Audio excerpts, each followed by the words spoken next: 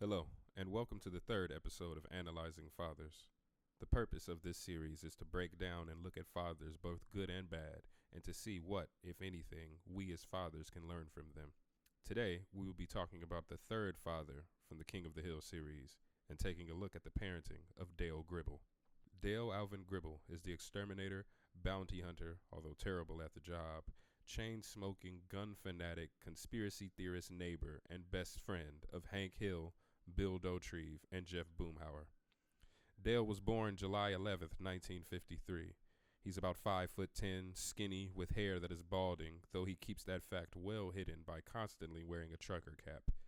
Dale seems to be ashamed of this, or at the very least embarrassed by it.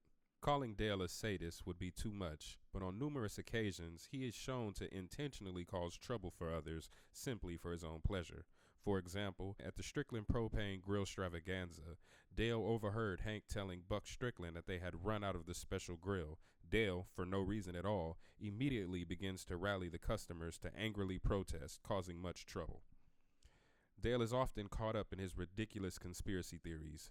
These far-fetched and oft-times harebrained theories sometimes cause him to be selfish or flat-out double-cross his friends, usually Hank being the victim. It should be noted that in the end, Dale usually comes to his senses and does what's right. Dale oftentimes comes off as confident, boastful, and even outgoing in his schemes, but ultimately he turns into a coward at the slightest sign of trouble. Despite this, Dale has admitted he has complete trust in his friends, especially Hank, and he can be surprisingly self-sacrificing when he recognizes the full impact of his actions. For example, after releasing fire ants into his neighbor's yard, Dale let the ants attack him to save Bobby Hill from them, nearly dying because of this. Quite ironic, but also a surprising gesture to everyone. While Dale is anything but athletic like his friends, he was still a part of the team as the towel manager, a role he took great pride in. When Bobby became towel manager, Dale seemed to take Bobby under his wing, something he did on another occasion when Bobby was practicing for a role in a school play at the behest of Hank. Dale's relationship with his own father was seemingly normal and happy up until the two became estranged when Dale caught his father, Bug Gribble, kissing his wife Nancy on the lips on their wedding day. Bug, fearing his son's reaction to his homosexuality, kissed Nancy in an attempt to hide it. Dale held this grudge for 20 years until he and his friends attended Bug's gay rodeo when attempting to invite Bug to he and Nancy's vow renewal. Once the truth was discovered, Dale was accepting and unbothered, and afterward continued a positive relationship with his father. Dale is shown to be a musician, being quite capable with an electronic keyboard, having briefly played with the Propaniacs in the Dale Gribble Bluegrass Experience. He also raises show turtles as well as bugs in his basement. He also loves Alamo beer similar to Hank, and is addicted to cigarettes.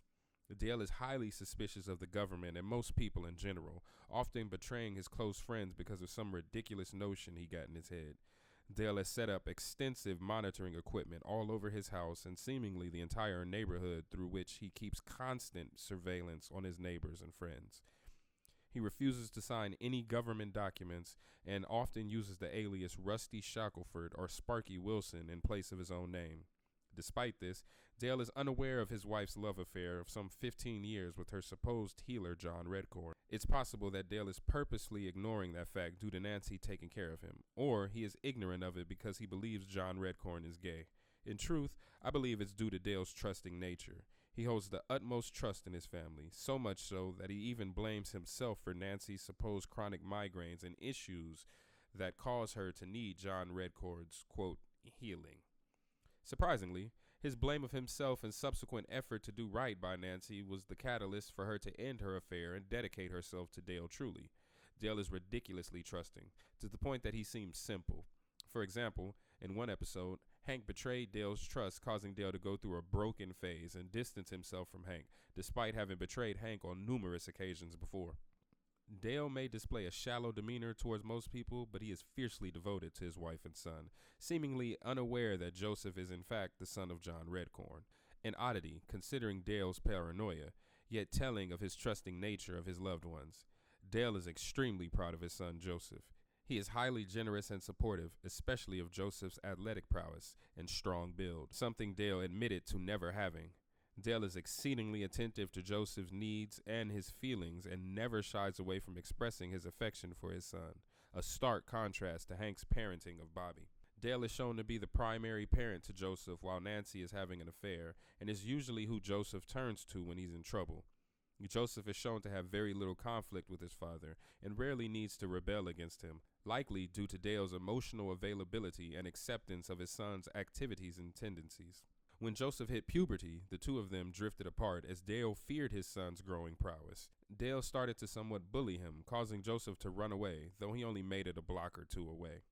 After which, the two reconciled off-screen and their relationship returned to normal. Despite Dale's cowardly nature, he is very protective of Joseph, once running into what he thought was an alien tractor beam to save him. On another occasion, when Joseph was having a nightmare, Dale burst into the room with 2 guns, ready to take action against whatever threat was upon his son. Dale describes his fatherly advice as, quote, shoddy at best, and we see evidence of this in the series. For example, when Joseph was caught smoking cigarettes, Dale encouraged Joseph to consider the habit, the complete opposite of Hank. Another time, Dale encouraged Joseph to run with a group of bad kids because Dale sees them as cool and wants his son to be cool as well. However, there are times when Dale provides excellent fatherly advice, such as when Joseph is wondering about sex. Dale goes above and beyond to reach his son and to talk him out of it. Another notable moment was when Dale was forced to quit being an exterminator due to medical reasons. Dale managed to reach an executive office job, making very good money, but the job had changed him, and those changes negatively impacted his son, so Dale resigned from his job to spend more time with Joseph. Although Dale can be inept and misguided, he is always there for Joseph. His open love for his son and family are the main reasons his friends don't tell him the truth about Nancy and John Redcorn, a truth that would surely ruin the lives of all 3 individuals. So what can we, as fathers, learn from Dale Gribble? Perseverance. Dale knows his limits and cowardly nature, yet despite that, he continues to show up and show out for his son. Dale will flee at the first hint of any trouble in any situation, save for when his son needs him. Sacrifice. At one point, Dale is seen giving Joseph the largest bill in his wallet as opposed to the smaller, even though it's all the money he has on him at the moment. He also quit a job he loved strictly for his son. We as fathers must be prepared to make the tough choices and make the necessary sacrifices to give our children what they need the most in life. Oftentimes, these sacrifices go unnoticed, but the rewards come in the form of our children's happiness and betterment, even if they themselves don't realize it. Openness and honesty with our children. Though Dale's thoughts and beliefs may sometimes be idiotic, Dale is never shown to hide what he believes is the truth from his son. He also never hesitates to express his love as well as to show it through actions. It's one thing for us as fathers to tell our children we love and care for them, but they must also see it as well through our actions, our choices, and our sacrifices. They are always watching. Their curious eyes and minds take in everything, even if they can't understand it yet. Support. Unlike Hank Hill, Dale seems to support whatever Joseph has an interest in, despite his own likes or dislikes. As spoken about in our analysis of Hank Hill, this sort of support for a child's positive interest is key to helping children discover what they like and what they want to do with themselves in life. The love and support of a father is pivotal to a child's development, as is a mother's. And lastly, we can learn to seek advice or second opinions when we are unsure of ourselves in general. Dale rarely asks Hank or any parent for advice, though he says his own advice is shoddy at best.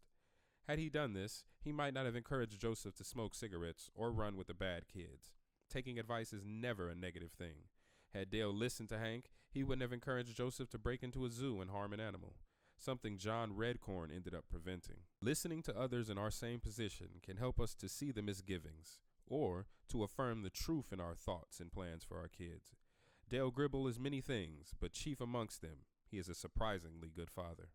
Thank you for watching this 3rd episode of Analyzing Fathers. I appreciate all of the support and suggestions I've received since starting this channel.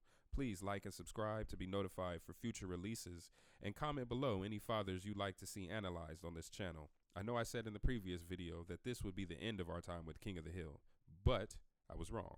In the next episode, we will truly be finishing our time with King of the Hill and breaking down the parenting of Khan Sufin Nusinfon.